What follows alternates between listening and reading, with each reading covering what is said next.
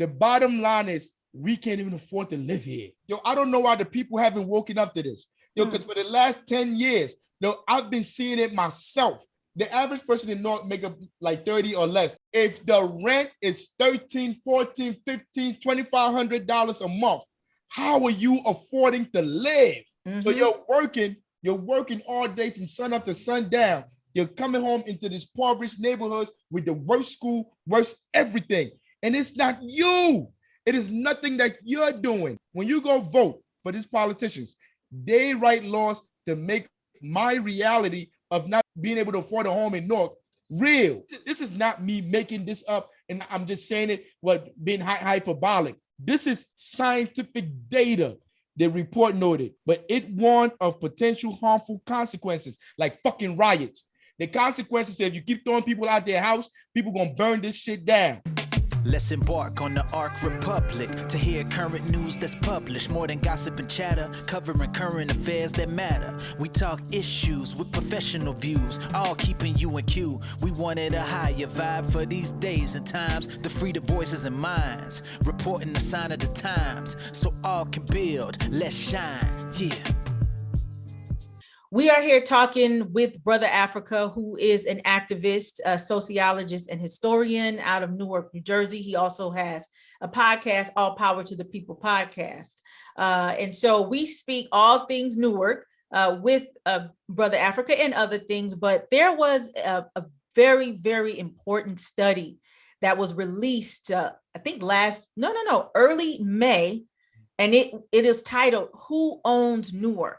And it came out of the Center of Law, Inequality, and Metropolitan Equity out of the Rutgers Law School. The acronym is CLiME, Rutgers CLiME. And in it, it provided some very disturbing information about the buying of single family homes, 1 to 4 unit homes in Newark, New Jersey. Some of the things it said from 2017 to 2020, according to its report, 47% of all purchases were from 3 corporations and 1 anonymous buyer.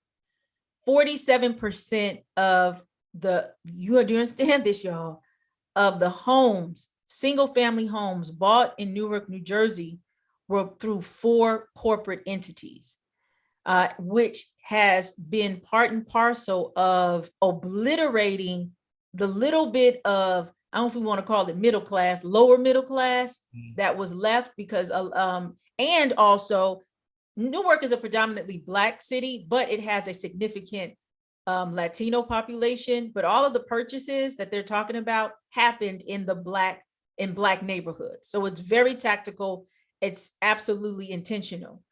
There are a couple of other things. The South Ward and the West Ward were the 2 main wards that these purchases were taking place, and 1 district in the Central Ward. As well, there is a parallel between these purchases and the increase of rents that have been going on, which have displaced a lot of people. I am one of them. I could not move back to Newark because it was too expensive. So, you know what I'm saying? I'm illy in Philly right now, and a lot of other issues. This is a very it's personal, but it's also something that I have been looking at since 2000, I want to say 2009, because it was part of my research. It wasn't actually part of my research. Afrika knows, I was talking about Nollywood movies. And I was doing this ethnography on Nollywood movies in Newark, and it became everything other but Nollywood movies. And then I uncovered this system of exploitation and also this grave poverty in Newark, which crippled majority of Newarkers. And so what I saw on C-SPAN when Cory Booker was talking, it was a total farce. You know, to be totally honest. Let's talk about this report and let's talk about the realities of Newark. It's on you. See, like when we activists on the streets, the people that's out here on the streets every day that don't have no platform, when we out here speaking, saying we can't afford that live in these communities, people look at us and just think we're just exaggerating. Like we're fighting for attention. We're trying to get attention for ourselves. It's selfish. We just want to be heard. They call us all kinds of names, but this is a study. I don't control Rutgers. I don't own Rutgers, whatever they do at Rutgers University, like I don't even trust them as well. But when they come out with a study like this and they're telling you like something is going on here and you need to check this. It's problematic. I gotta read this. I want to read this right here. Like I don't like reading, but I gotta read it because when I read it, it blew my mind. I don't like reading to people. Between 2017 and 2020, 2,500 homes, more than 47% of the city's 1 to 4 unit buildings were sold to institutional buyers. In Newark, many of the properties were bought by completely anonymous investors, prompting the title of CLiME's report, Who Owns Newark? Transferring wealth from Newark homeowners to corporate buyers. Corporate buyers often purchase large batches of single-family homes in one neighborhood and lease them, paying investors the money they collected from rents. The practice is part of a nationwide trend that began when limited liability companies, often backed by large-scale equity investment, became active in residential real estate after the foreclosure crisis in 2010, which especially impacted communities of color. Bookmark, who was president in 2010? When they were able to pass. President of the United States, Obama. Barack Obama, when they were able to do and laws were passed to give these companies the ability to come into our communities to exploit us. It said it here. Africa didn't say this. This is Rutgers University saying Obama in his administration, they passed the laws that 12 years later have 47% of our homes in a 3-year span go to corporations. And so as you're reading this, one, now Newark is called a corporate town. That's what Newark is called, a corporate town. Corporate town. Now, along the way, because I've been there. I was there. Was I there? Yeah. Because I moved to Newark in 2007. So when did we meet? Oh, it was 08? around 2010. It was like around 20. It was around 2010 because my husband's shop was already up and I got so it was like 2011. Yeah. No, strike. No, we met before my husband's shop. So we met like 2009. When were you at Essex County College? I don't know. I thought like 2009. 09. Yeah. 09, 010. Yeah. It was around 09, 2010. And that's when everybody was losing their homes. People were getting homeless. They were doing the depression. Obama had just came in. The housing crisis. So when he came in, he bailed out all the banks, bailed everybody out, and he allowed all these people to go into the streets. Now the people that right, and also not only that, but also during this time there was a huge as people lost their homes, and they basically are they have no money. The credit card industry, and then people were living off of their credit cards, and the credit cards were defaulting. Then you had all these law firms now representing these credit card companies coming after these people, garnishing their wages, snatching their bank accounts. How do I know?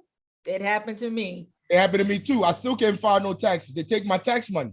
Wow. They take my tax money. So if I go file for taxes, I'm not getting a dime of that. So I don't even fucking file. Y'all just keep the shit. I don't give a fuck what's going on. Because if I file, they're taking it anyway. So I don't even give a shit. But it springs from decades old government policies like exclusionary zoning that have barred Black Americans from home ownership, left them vulnerable to exploitation, according to the report. Sadly, I'm almost done, y'all. Sadly, this reality continues a long pattern of economic threat to predominantly Black and increasingly Latino neighborhoods in a state whose communities are among the worst segregated in the country. Segregation. The report states, from racial exclusion to predatory lending, from foreclosure to extraction of rents, Newark experience demonstrate what can happen when local economies ignore equity. CLiME found no illegal conduct in its Newark analysis. Real estate investing is constitutionally protected activity, the report noted, but it warned of potential harmful consequences like fucking riots. The consequences, if you keep throwing people out their house, people gonna burn this shit down. Yo, they're telling you they're pushing people. You just bounced up and down. Because I'm tired. I don't know why. Yo, I don't know why the people haven't woken up to this. Yo, because for the last 10 years, yo, I've been seeing it myself. Like, yo, if you make the average person in North make up like 30 or less, 30,000 or less. Yeah, about 30, at most 32.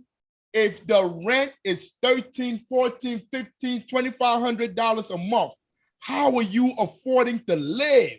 I wish rent was 13, 14 a month. 15.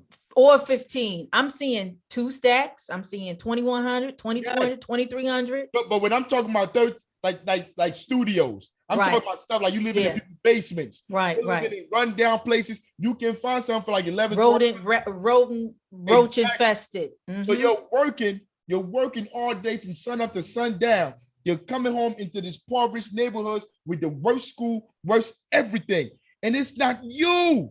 It is nothing that you're doing because you're busting your behind. These jobs won't pay. These politicians won't write laws to make these jobs pay enough for people to live. They write laws. When you go vote for these politicians, they write laws to make my reality of not being able to afford a home in Newark real. That is their job. They're not going in there to help any of us. And when I'm screaming at council meetings, school board meetings, I'm screaming to political officials. It's like, sometimes I feel like, how come nobody else sees this? Because how can you be making 32 or less and your rent is 2 something? You're spending half of your paycheck on rent. So now you're like, how much you spending on food? Half. You're spending more. That's about 80% of your paycheck. No, this is that or more, or the whole thing. How about that? This is crazy. So you a slave by a different name, and you don't see it. You're not mad enough. But it's like, I can't even blame people because I know when I come home after work, I'm too tired to worry about anything else. All I do is take a shower, eat, and get into bed and get ready for the next day. So it's like, I understand because like these jobs, remember, what jobs do the people in Newark have? That's the other part I wanted to talk about, right? So check this out though. Remember, we're talking about lived experiences now.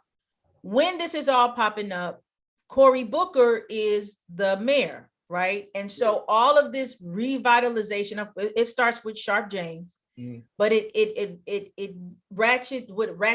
ratchets up with Cory Booker. And so you have Samsung come in, then you have the Prudential Center. Panasonic, whatever happened to them? I don't even know they're still here. Who? Panasonic. I could have sworn they said something about Panasonic. Panasonic, yeah. I don't know. Maybe sorry. Strike. It's not Samsung. Panasonic. Sorry, got the wrong thing. You have Panasonic. You have Audible, which is Amazon. You have the Prudential Center that's been here that then constructs takes the, I forgot the name of the building, but knocks it down and rebuilds stuff. And in all of these, and then you have all these different housing projects that are beginning to pop up. Let me let people know, Cory Booker, I've said this a million times, had the opportunity to enact eminent domain because a lot of these buildings around in the commercial districts in Newark had been owned for well over 50 years by the same owners. But as a result of the 1967 riots, white people fled the city in terms of living, maintained ownership of a lot of the commercial real estate, but refused to sell. The idea was this Newark would rot before they would give it to the Negroes. Yeah. And that is not, what do you call this, myth? It is absolute fact. I studied it. I even talked to some white people that were like, yep, yeah, I had a family member, my father did that, blah, blah, blah. So what happens is that during the Booker administration, you have the start of these investment firms, right, that are buying I forgot how many buildings were bought in this deal. It was only $118 million, but it was like a whole city block, which is now Teachers Village, which now we know as Teachers Village in Newark. But pennies on the dollar, prime real estate was being sold. Just make a long story short. And there was this promise that the people in Newark, this is back to your point, were going to get jobs. Like they were going to be promised jobs. One, where are these jobs? Are these the people we're talking about that are picking up the trash in the Newark, what do you call this? The Newark downtown district with the black and yellow, the yellow and black thing? Yeah. I don't know. Are these the meter maids who were former strippers we talking about? I don't know. Is this the Hey, no, you gotta cut that out. You can't say that. Why not? It's true. The scrippers gonna be mad at you. You can't talk about the scrippers. Hey, sex workers. Okay, oh, I'm sorry. Sex workers need love too. No, I'm gonna tell you, they are the best parking people in Newark. They had compassion for a sister. Thank y'all. I love y'all, and I know some of y'all, but and apparently some other people know you too. But that I deviated. But I'm saying, like, who did Panasonic and then the M&M? You remember M&M comes? That's the candy people. Who got these jobs? And furthermore, if we understand kind of like the breakdown of Newarkers is a lot of people need training. A lot of people need education. So even if they theoretically walked into Audible and said, I would like a management job, they don't even have the skills in order to do it. So hence this leads them, if they're working in these places, to what we would call menial labor without the ability, to be upwardly mobile in it. No unions, none of that. I mean, the workplace is not democratic at all. Hey, look, when we talk about sociology, studying how societies function, how they're maintained, this is a science. I mean, you have to use qualitative and methods to understand what you're seeing, because like you can't measure this. It ain't like 1 + 1 is 2. You got to be like, these studies cost money. This, not only did Rutgers come out with that, they came out with another one. They came out with 2 back to back. This is the last one I'm gonna read, y'all, and I don't like reading either. You don't want me to read it? No, keep going. No, this is so important. This is the last one. This is from Rutgers. It's called Homes Beyond Reach. This is a quantitative analysis of housing need in one of the nation's poorest cities at a time of desperate need. They're talking about Newark, New Jersey. Before the coronavirus pandemic killed over 2,300 Newarkers and increased unemployment from 7% to 17%. You see, I don't believe that shit. I think it's like 30, 40. You see, but like, that's why I say I don't trust Rutgers. They're not going to give you like the hard data numbers. But anyway, this is 7 to 17%. But also it depends on the database they're pulling from. See, that's exactly. The thing. That's what it is. They don't count people in jail. They don't count people that's not looking for unemployment no more. There's a lot of stuff that they don't add on. That's why I said, to me, it's probably like a 30-something, 40%. Oh yeah, you're correct. No, I mean, these are the people that say I forgot the term, but I'm just going to say tapped out of the labor market, or Advocates for affordable housing and equitable growth were concerned with displacement, gentrification, eviction, and homelessness. Now those concerns are even more acute. The Census Bureau reports that New Jersey leads the nation in the percentage of households currently behind in their rent, 23%. Newark, no doubt, is much worse. It is a city of low-income renters. In fact, half of the city renters, roughly 40,000 households or 104,000 people, have income of 30,000 or less. Housing advocates refer to these renters nationally as extremely low income. Hey, if you're making 30,000, stop fucking saying you're middle class. If you're making 50, 60, stop saying you're fucking middle class. Yeah, that's not middle class. You working poor. You a slave, you on the plantation, you picking cotton all day, and you going home to now they make you buy your own home. You don't live on the plantation no more. They make you use that cotton money to go buy your own home. You a slave. So like, 100,000 is not even middle class. So when you 30, 40, 50, you talking about you middle class, I'll be wanting to slap you. But let me keep going. Now, those concerns are even more. No, I'm not there. Housing. One half of the entire population pays more than it can afford on housing costs. Let me read that again. One half, the entire population in North New Jersey pays more than it can afford on housing costs. CLiME's analysis finds a severe gap in units that are affordable to these 40,000 households. We estimate the city would need to produce roughly 16,000 additional units that rent for less than $750 per month to meet this tremendous needs.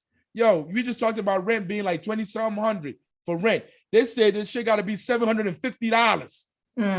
Cities across the country face affordability crisis. Few compared to Newark. A few of them. So this is probably like 2 or 3 that compared to the hell we catching. This analysis of numbers offers 2 facts about methodology that speak to the reality of people's lives, rent burden, and local determination. First, we define affordability, and then it goes on to speak about affordability. And what's the bottom line is, we can't even afford to live here. This is not me making this up, and I'm just saying it, being hyperbolic. This is scientific data that's even not 100% accurate, but it's just giving you a glimpse. And they told you the residents of Newark, the taxpayers, the people that's been here for generations, that are still here after the 2010 collapse, 2008, after the housing collapse. Those people cannot afford to live here. So who are the politicians working for? If you go down, I read the whole thing. When you go down and read it, they tell you the politicians are culpable. The politicians in Newark have not done enough to protect the people in their homes, and like they haven't passed the laws that they needed to pass. It tells you that in there. This is not this is not inflammatory remarks that I'm making. I'm lying. I'm casting dispersions. This is scientific data. And to me, as a sociologist, as somebody that sees this, because when I open my door and I walk out the house, I see it.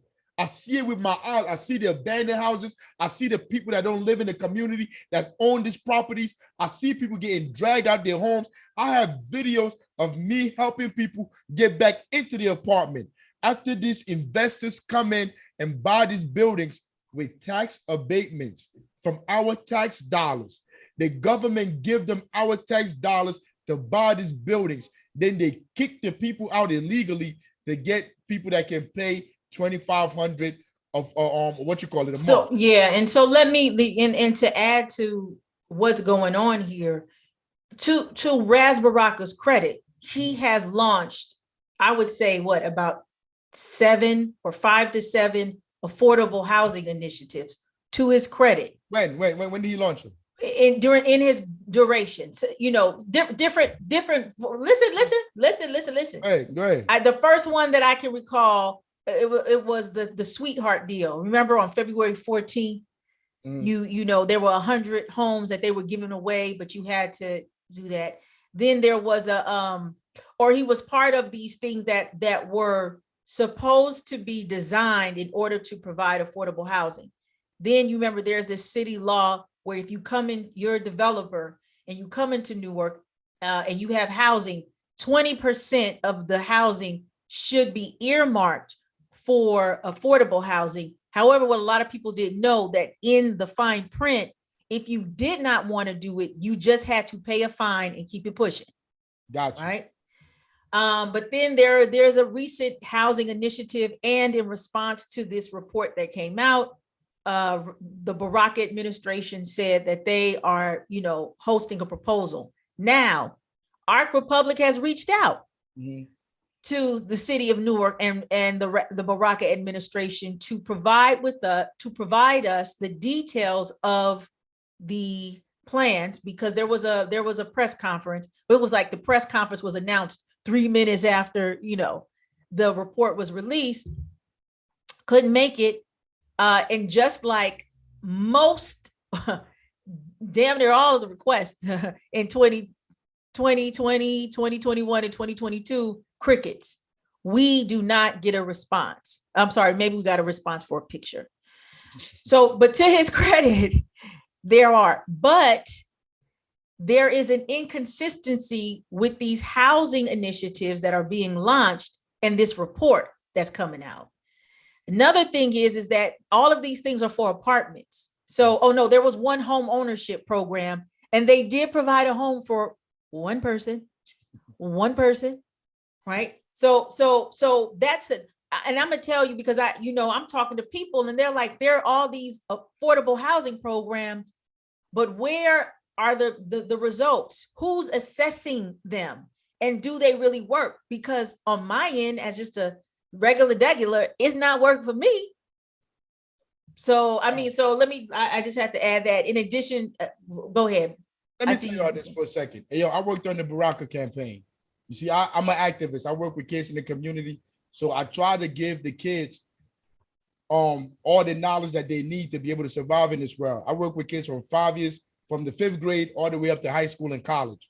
And I took some kids and we went and worked on the Baraka campaign a few years ago. So like when I'm here speaking, it's not that I'm saying here like, I don't know Ras Baraka, I hate Ras Baraka, I have issues. Man, ain't none of that shit. I let the data tell me what to think. Hey, yo, you said he had initiative going on. This is what the data say.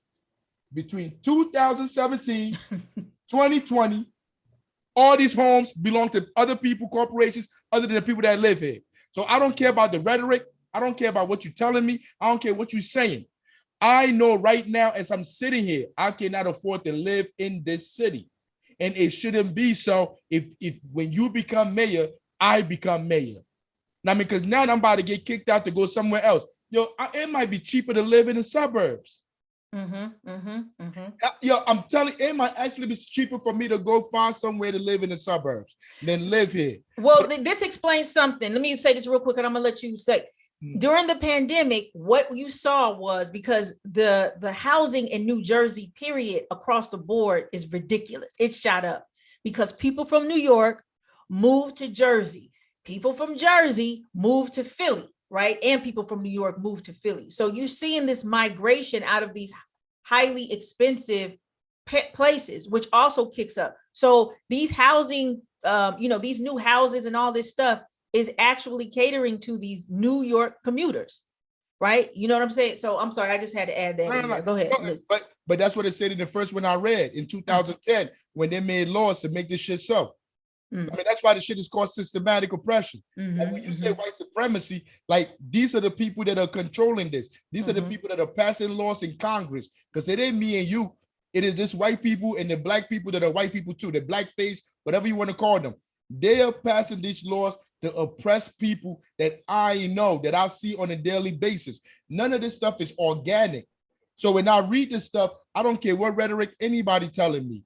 I know what's going on. And according to what's going on, you're selling the community to corporations.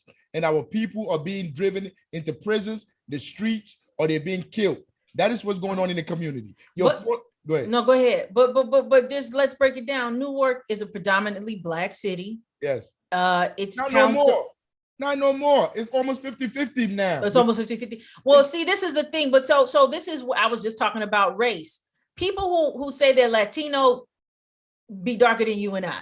Right. And so like that's a fudge. Like Latino is an ethnicity. It is not a racial category. So you have a lot of people that look like y'all could be. My mama from Louisiana. We have the gamut. We have blue, black to light bright. Yeah. And I would say about 70% of the Latinos rolling around in Newark can fit up in that category. But right. But I get what you're saying. But I was going to say it's a predominantly Black city, significantly Latino population, almost 50-50. Council people are Black and brown. You know what I'm saying? Congress people is Black, Payne, Booker, Black, Rice. Rice. I forgot his first name, but Rice. Like there's somebody out there named Rice. Rice. Ronald Rice. But what's his name? I don't know. Something Rice. He ain't doing shit. He's a state. That's a state. He's a state. You're talking about the state representative. Oh, yeah. Right. So but you're true. The state senators and House. I mean, these are all they look like us, right? Yes. So I'm very I'm very acute in making sure that, because sometimes when you say white people, it doesn't hold the people who are actually the tools willingly of a system accountable as well, right? So I mean, I have to be clear. I got it, because some of my I need to be clear. You see, like, look, man, let me tell you something. All I do is read.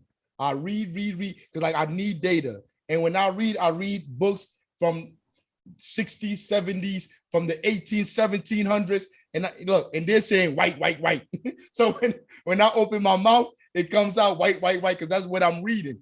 But our system is more, I don't want to call it complicated. It is not complicated. It is a class system. We have a class system here. If you're part of this class, you can participate and you can be part of this exploitation.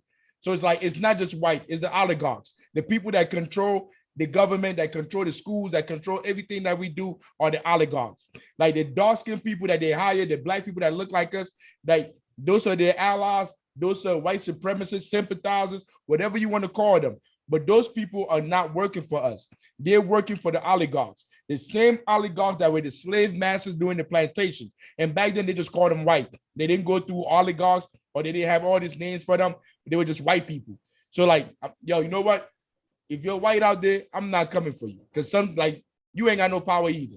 You part of the system, you may get crumbs here and there, but look, you're not making no decision. I think it was you I was speaking to yesterday. And I said, if I was a white man, I'm a white man, Africa, I'm white. So you could call me Europe.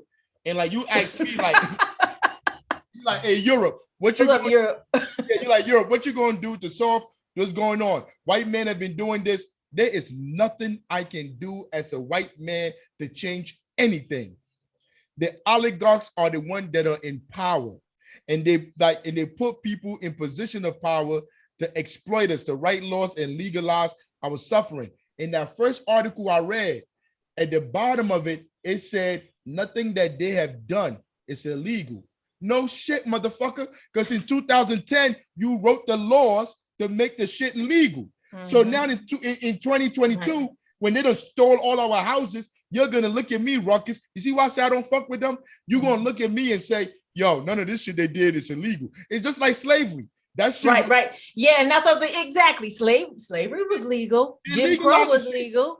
You wrote laws to legalize the shit. The black codes, you did all this in the new Jim Crow. You legalized our oppression and you use the politicians to do so. And that's how this system works. There is no democracy. Yo, every single time I watch the news or watch the president, anybody talk about, yo, we have to save our democracy. What fucking democracy? What democracy you talking about? There's no democracy here. There's none over there. There's democracy nowhere. All we see is capitalism ruled by oligarchs. That's it. There's no nothing. You could say it's a republic where the rich control everything. That it's a republic, but none of this shit got anything to do with democracy. And these are the laws they constantly tell people for people to believe when you go in there, you go pull that lever, you go vote, you're making a choice. First of all, it's decided by money.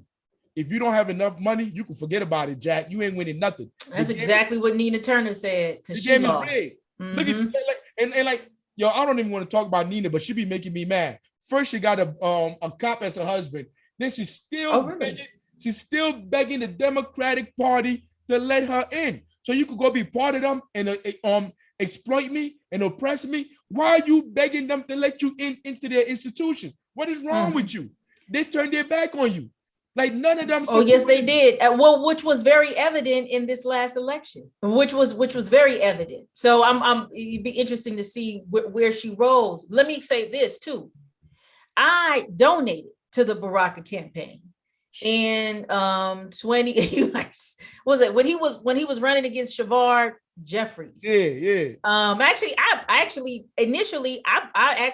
donated to Shavar Jeffries because at the time my husband had a barbershop. Shavar Jeffries was a client and he just seemed like a cool dude. So I was like, go ahead, do you. And then, some BS happened or whatever. Yeah. So I was like, you know what? I'll go give money to Baraka. And I remember very clearly, anyway, let me get to what it is. It's a whole bunch of stuff in between.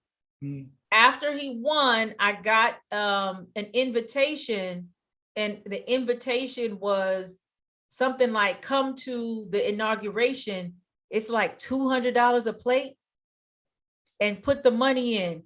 And I wrote something on there and I sent it back. And I remember telling patients, and patient was like, girl, don't do that. You know, they're going to come for you. Yeah. Which is a part I must say publicly.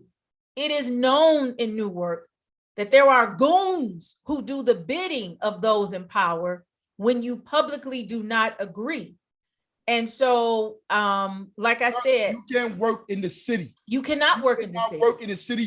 There's no institution Correct. that you can go to Correct. that will hire you. From the education to the city hall, all these people are together. They work together like a cabal. And if you're not part of this circle, you're not getting in. And if you wrote on that note, whatever you wrote on the back of it, if it wasn't, you're the greatest mayor, we are all mayors of Newark now, you can forget about it, Jack. I think I wrote something like shame on you. You know what I'm saying? I wrote something like shame on you. You ain't living in Newark no more. No, I'm not. Yeah, I'm not. Well, you know what? I never worked. My husband had a barbershop in Newark, and there was something that happened. I can't remember what happened. And I wanted to really get more so into, I want to be one of the people at town hall that's going off like a Donna Jackson. And so, you know, my husband said, look, it's a lot of politics in this town. I just started my business. You know, it's something we cannot really do right now. And I was like, you know what? I respect it, because we spent all of our wedding money in building that barbershop because we wanted to give Newarkers an oasis, you know, in a town where but like, this is a blighted city, totally forgotten and ignored. And so then we started seeing all these developers slowly but surely coming like little ants, you know, building up stuff.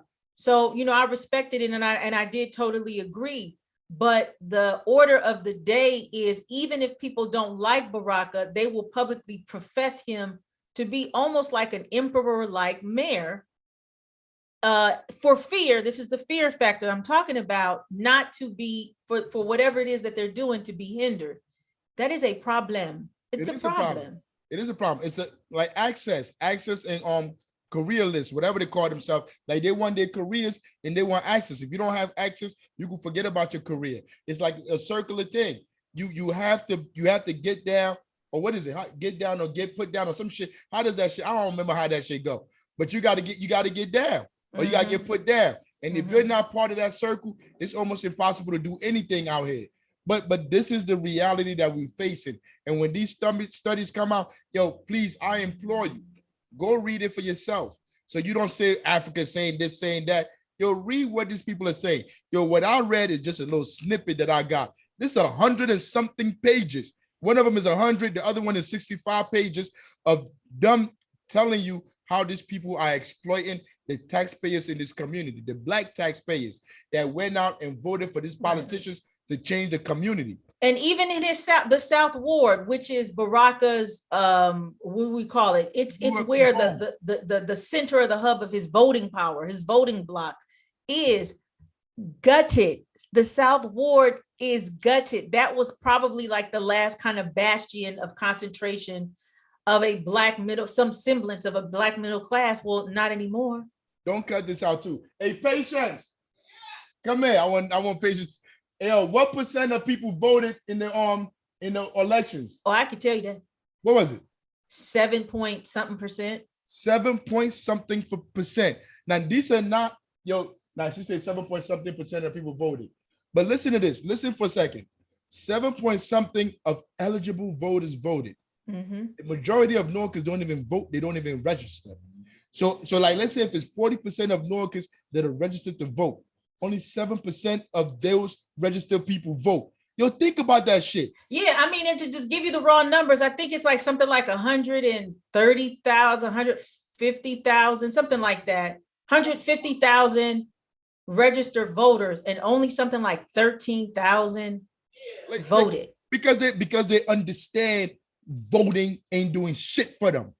And also, if you don't have any place to live and you're trying to, it's the last thing on the list. Because it doesn't work. And we circle back around. What do these activists? Yo, I want y'all to listen. Everybody that's sitting out there, whenever you're listening to a politician or entertainer, anybody telling you like they're helping our community, listen to how they say they're going to do it. How they're going to do it is at the end of the day is by getting you to go vote for these politicians that write laws to criminalize us and steal away our property. That is their only solution. And once they give that solution, people tune them off. People start listening to them. So it's a small segment of the population that even participate in that voting farce.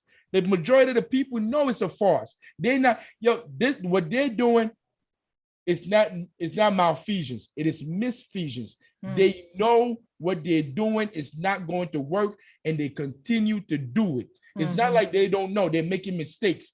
All these politicians, all these Tamika Mallory, Sean King, Al Sharpton, all these people understand what they're doing. That's why I can't call them activists. You're not me.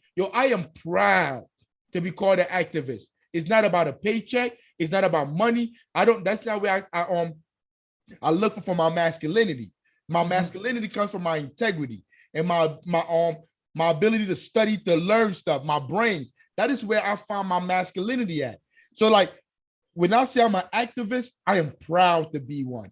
Do not call Tamika Mallory an activist, because like all the work that I'm doing, all the sacrifices we make about not being able to get a job, because I have 3 degrees.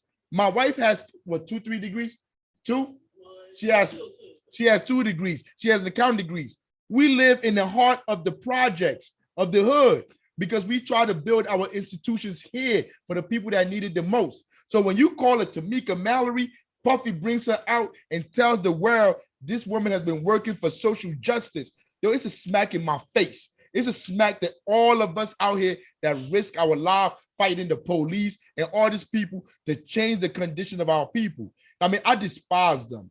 It's not that like we can talk to them and they can change their mind and they can listen to reasons. These people are on the other side. Their philosophy is opposite of what we believe in. They believe they need to sell our property, sell our communities to rich white. Yeah, there I go again, rich white. That's all good. I mean, technically, that is they are representation. Right. I mean, that is the representation. They believe they need to sell everything to oligarchs to control our lives. And I say no. We need to own these things in our community to protect ourselves and our security. We are on 2 different opposite sides of the track. We can negotiate. We can talk about it and come to a middle ground. There is no middle ground. Go ahead, you about to say something? No, but you said a point that I also want to, stress is that, one, I'm glad you did say a conversation could be had. But you've had conversations with a whole bunch of these people, which I don't think a lot of people know. I mean, you have, I remember the time you went and you speak to my son, or no, not him, but he was there. And, you've had these conversations with all different types of people. I think, in my opinion, where it goes left, because 9 times out of 10 it does, I don't think a lot of people really understand that you are what I call a traditional Newark political activist, which is built on what they call confrontational politics. You are the last of a dying breed of and this is how old school Harlem was too. You know what I'm saying? You debate, you spitting in people's face, you whatever. And in this age of, I don't know, tea cake politics or black tea cake respectability politics, people can easily dismiss you as being aggressive, violent, a threat, But they are standing on those who use this type of politics in order to acquire the power that a Black Newark has, right? That they now have. Yes.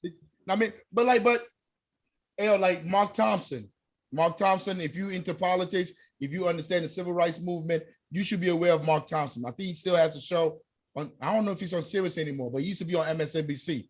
But I walked up on this brother at a gentrification summit meeting, whatever, and I told him, why you keep talking about Russia when you're on MSNBC?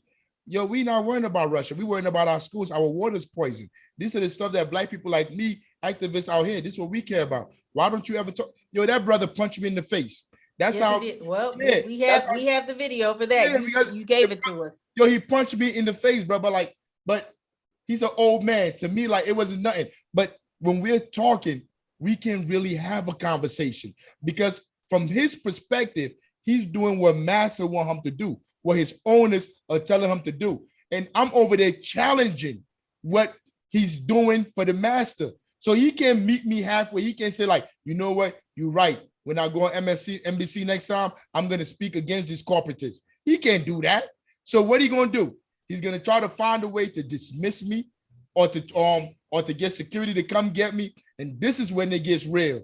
Because, like, you can't just brush me off. I do too much work. I mean, so, like, when you try to brush me off, like my ego gets in the way. And I'm going to tell you about yourself. And you know what I told him? You were Uncle Tom. You a seller. He was like, who are you? I'm like, I'm Afrika the Great, bitch. And I mean, like, yo, like, who the fuck? Now, let me say this. Now, to your credit, now, if somebody did that to me, I saw the video, and even though you did not touch him, you, like, he was trying to move, and you was like, yes, you ain't running. You ain't running, Jack. Right. So, I mean, like, so I'm yeah, you ain't running. The part that disturbed you feed that. Most people didn't feed that. Yeah. Oh yeah, I saw that. Yeah. Girl, I waited like 2-3 hours to be able to ask him a question, and he tried to leave. Man, you ain't going nowhere, Jack. Well, the part for me, the Mark Thompson, and let me tell you this. I don't know if I ever told you this, but when I released the video, because I did an interview, and as I told you, when I contacted you and said, I'm looking at this and I'm seeing this and I'm disturbed how this is being painted by mainstream. Nobody has asked, at the very least, your side of the story. I remember. And so I said, do you want to interview? And you were like, please, because I'm getting all these threats. It's like crazy over here and I don't know who to trust. This is, I think, the first time you went viral or whatever, you know what I'm saying? So I was like, yeah, well, come on, let's have a conversation. The issue for me, the biggest issue was he lied. He straight up lied about what happened on and also connected you to ADOS too, you know, as well. So that was the thing for me. And so then this is the part, I don't know if I told you this, I released our interview. Do you know, well, first of all, it was like people like on Twitter attacking Ark Republic, right? And then I jump in with my personal Twitter handle, you know, and then they start tweeting my employer saying that I am unethical and that I need to be fired. People then started, from what I understand, emailing or calling my employer demanding that I get fired. So these type of people, you know, because the accusation is that the type of journalism, it wasn't ethical, or so on and so forth. So this stuff gets very real. I mean, it gets very real. And I wasn't expecting that. I'm like, I'm just giving his side of the story, but it just shows you, and I don't have any proof, you know, to it, but I'm pretty sure the people who did that were in personal communications. Yes. With this Mr. Thompson guy. Yeah. And you know, but hey, it is what it is. I'm just over here in my corner of the world, just doing, you know, what I'm my purpose and what I'm supposed to do. And I appreciate you continuing. This is an ever evolving conversation. I'm glad we talked about Newark. Let me tell you, Newark gave me a spine like you would never believe. When I came to Newark, I had flip-flops. I was still an LA girl. Hi to everybody. Hi. Shut the fuck up. You know what I'm saying? You learned that shit quick. Real quick. I remember I was in City Hall and everything. And I remember the clerk in City Hall was eating a burrito and farting and belching and taking people's money. I said, where am I? And I was like, what is this? And the woman on the line was like, see, the problem is you too bougie. And I was like, she eating a burrito and farting. What the fuck? Excuse my language. Yo. But it's savage out here, man. Man. It's savage. And these boule, this whatever they want to call these Uncle Toms, man. Yo, they serious out here. Yo, you can't even fight against white supremacy if you don't deal with them. Because they're the one right there, like they're like offensive linemen. They're just block. They block like everywhere. Very effective ones at that. I spoke, Cory Booker. I had it with he blocked me on Twitter. I mean, what you call it?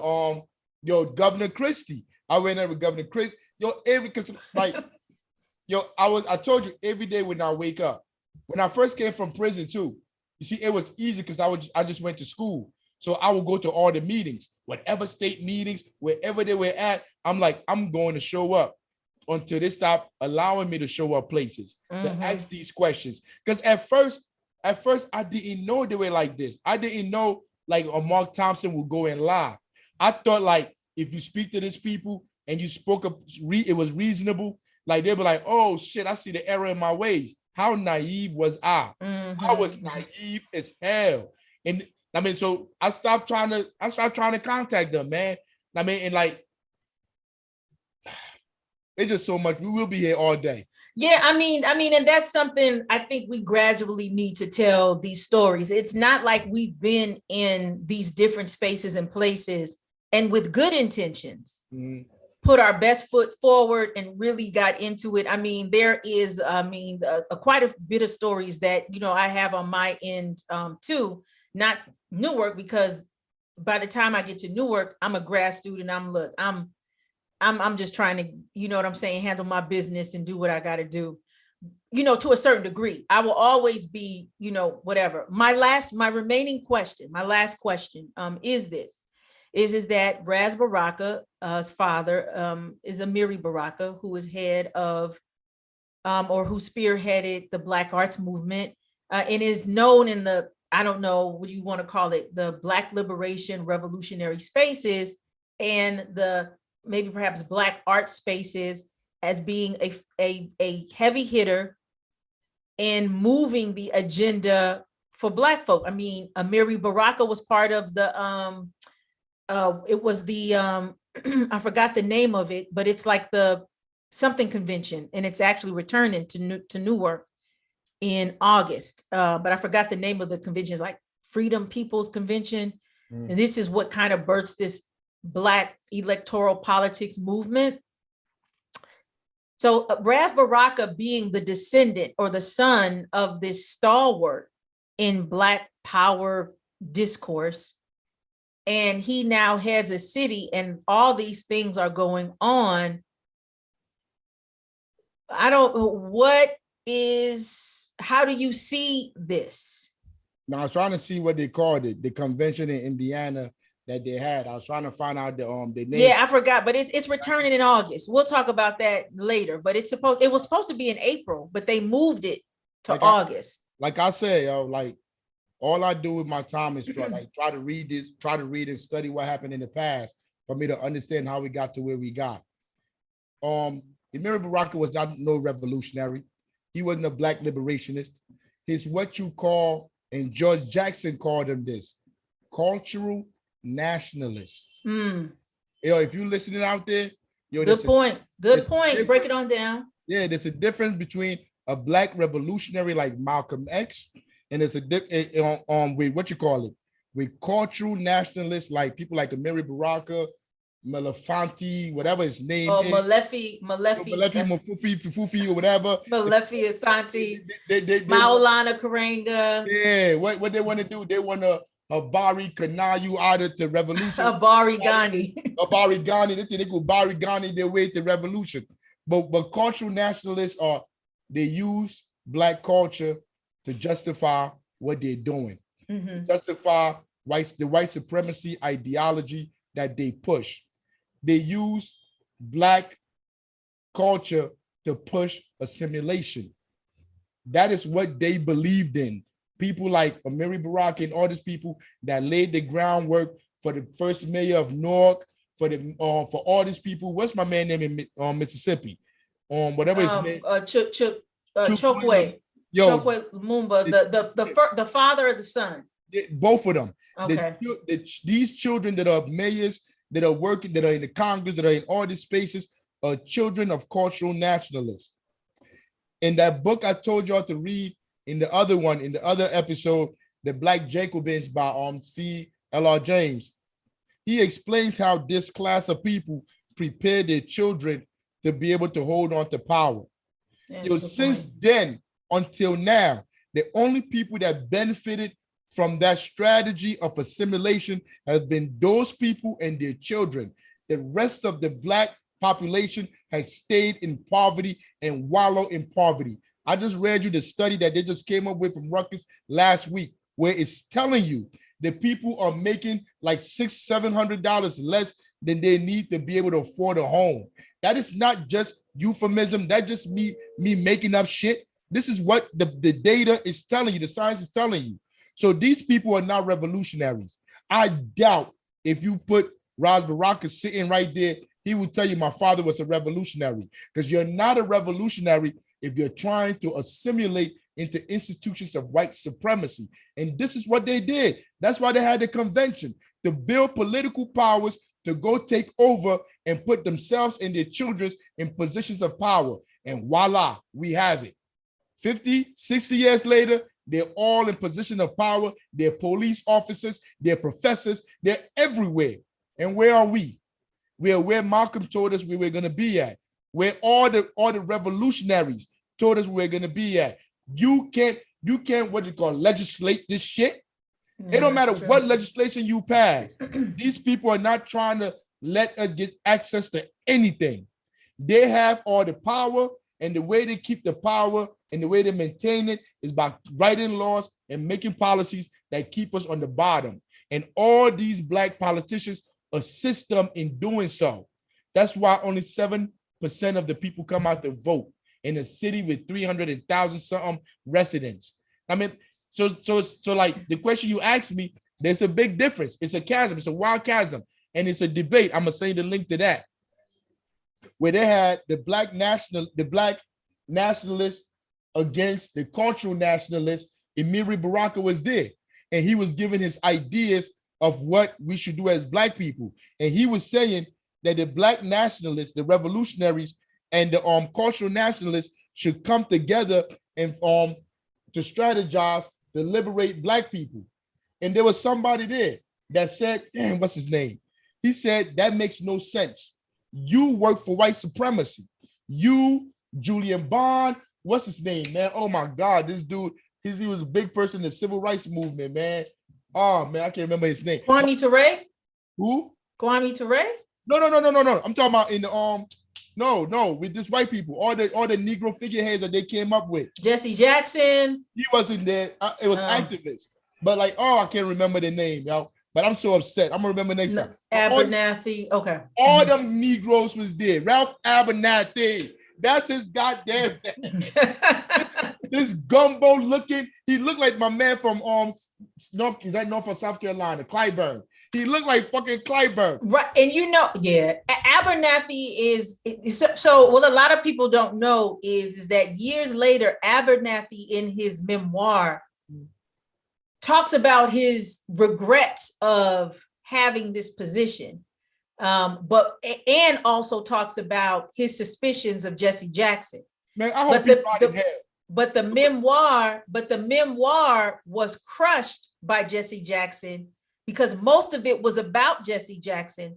And there was a small bit that Abernathy talked about King having these extramarital affairs. And Jackson came out and was like, oh, Abernathy is trying to, squash King's name. But Abernathy and King were best friends.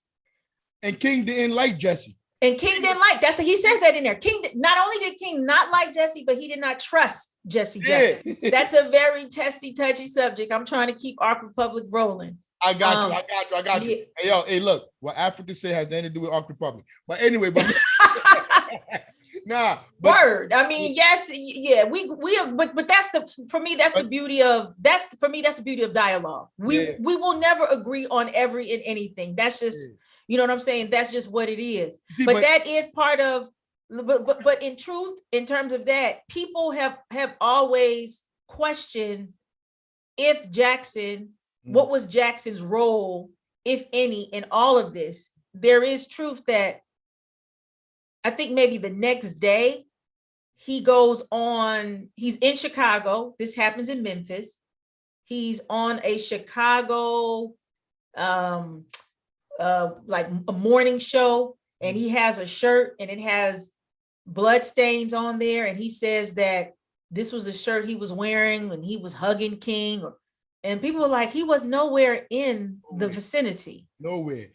You know, this dude's lying. That is absolute fact. That is absolute fact. These people have exploited our oppression to make themselves rich. And like I was saying, circling back to the Ralph Abernathy and all of them, yo, they had the conversation. Reverend Cleve from Detroit, the Black Madonna Church or something like that. That was his name. He's the one that was telling Emiri Baraka and Abernathy and all of them, like, you Negroes have no power. You work for white supremacies, and we can't work with you. Because if we work with you, like, you're going to be telling white supremacy what we're talking about in our meetings. Yo, so like, to wrap it all up, yo, cultural nationalism and Black liberation, those are two different schools of thought.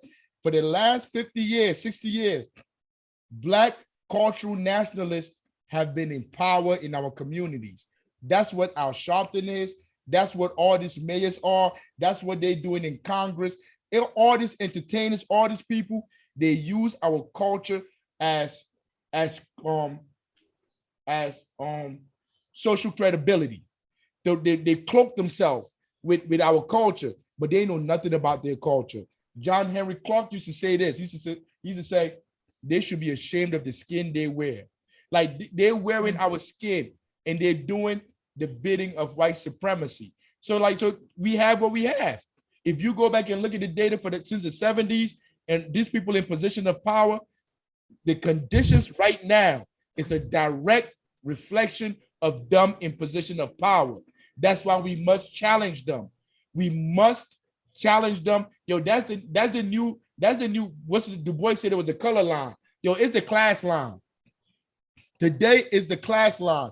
If Trump, Sharpton, any of these people come here, Tamika Mal, all of these people that these fake activists, yo, I'm going to hold them accountable. I'm going to take off work. I'm going to leave the plantation and I'm going to go wherever they're at. And I'm going to tell them they're not wanted here. That is part of the strategy of getting our people to understand that there are different ways. It's a different strategy we can take. And the different strategy is us coming together to take control of our communities and stop allowing these people to do it. But yeah, I think this is like 2 hours. You talking about an hour. Yeah, I know. I'm looking, I'm like, I got to get on this. But this has been we haven't spoken in a very long time. So it was definitely a refreshing, conversation that is needed. Yeah. So let's just wrap this back and direct it back to the conversation at hand, which is about housing in Newark in light of this recent report that came out of Rutgers Law Center. I only got one solution, yo. I only got one solution. Yo, the time for playing is over.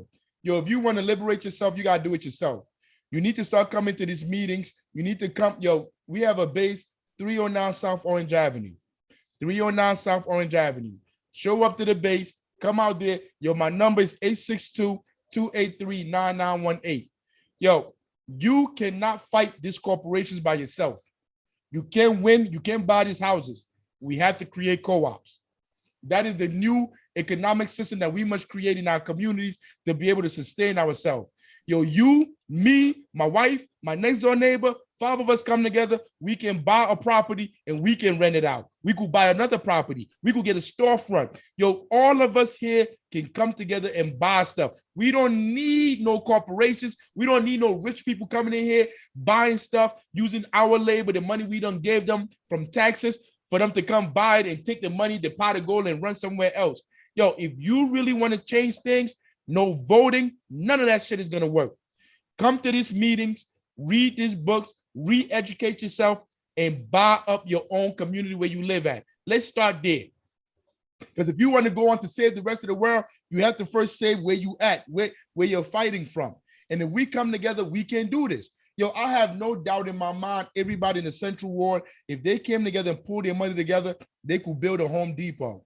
We don't have to go to Arthur Blank, whoever owned Home Depot, and give them our money. We can own our own Home Depot. So now if everybody in the Central Ward, in this ward, invested in building something like a Home Depot, you work there, you control what the board does because you're on the board. You're not going to send your Home Depot to China, to Japan, to wherever, Korea, wherever they're going to take the jobs away. You wouldn't allow that because you're on the board. You're not going to pay yourself $15 or $14 an hour when you know to be able to survive in Newark, you need to be making like $25, $30 an hour. You're going to pay yourself what you need to be paid. All this shit takes organizing. You're not going to just wake up one day and all this shit happen. There's solutions out here. There's things we can do, but you're not going to know if you don't come out, if you don't join the liberation. The liberation is here. People are out here fighting. You need to get up and come join it. Or like, don't be sad about Buffalo. All this stuff are warning signs. We see what happened, and it's telling us, it's giving us our marching orders. Get the fuck up, come join the liberation, and I guarantee you, in 2.5, 3 years, we will flip this shit. Because without us, they have nothing. All right. Well, thank you. This is from the words of Brother Afrika, All Power to the People podcast. He is a historian, sociologist, activist out of Newark, New Jersey. Thank you for joining us tonight. All power to the people. I live for the people. I die for the people. We all need to think like that. Then they're not going to exploit us. All right. Thank you.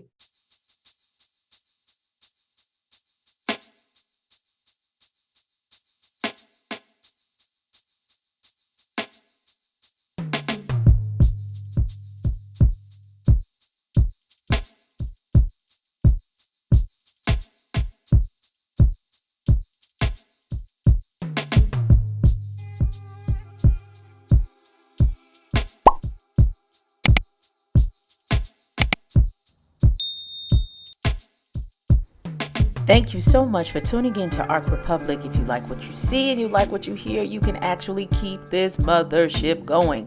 How? You can make a tax-deductible donation in several ways. One, Cash App us at Arc Republic Media. And you can also go on our website, arcrepublic.com/donate. As well, you can also donate to our fiscal sponsor and our sister organization at Black Farmers Index, that is Cash App, or also go onto their website, blackfarmersindex.com. We are two Black women-owned media organizations who share our profits so folk can thrive.